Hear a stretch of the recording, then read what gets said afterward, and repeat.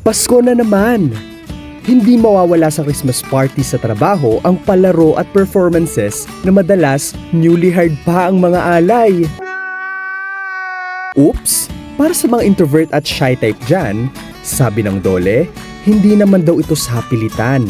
Sa ilalim kasi ng labor code, hindi naman required sa mga empleyado ang pagsali sa mga games at activities ng mga company Christmas party.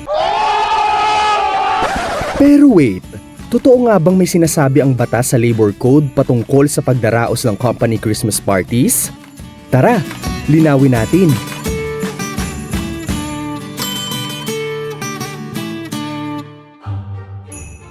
Noong nakaraang linggo, pinaalalahanan ng Department of Labor and Employment ang mga kumpanya sa paggalang at pagrespeto sa mga personal na paniniwala, relihiyon at mga kagustuhan ng bawat empleyado kaugnay sa pagdaraos ng mga okasyon ngayong Pasko, partikular ang mga Christmas parties.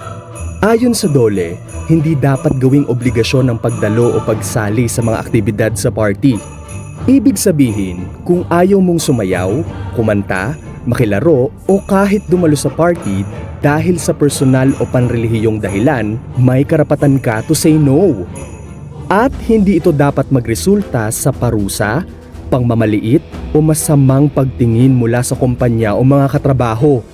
Bagaman walang partikular na seksyon sa batas ang nagpapatunay rito, malinaw sa ilalim ng Article 297 ng Book 6 Post-Employment Title 1 Termination of Employment ng Labor Code na just causes o authorized causes lamang gaya ng mga sumusunod ang maaaring disiplinahin, parusahan o patawan ng terminasyon sa trabaho. Ang hindi pagsali sa Christmas party o pag-perform sa programa na hindi bahagi ng opisyal na tungkulin ng empleyado ay hindi kabilang sa mga dahilan na ito.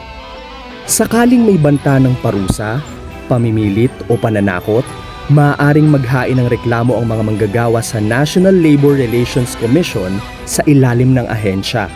Gayon din, kung ito naman ay may kaugnayan sa harassment, maaaring kasuhan ng kumpanya sa ilalim ng Safe Spaces Act. Complicated ba? I know, right? Sa huli, wala namang masama kung ikaw ay makikisama sa mga pagtitipon at selebrasyon ngayong Kapaskuhan. Dahil gusto lang naman itong palakasin ng samahan at mapatibay ang relasyon ng bawat isa sa kumpanya.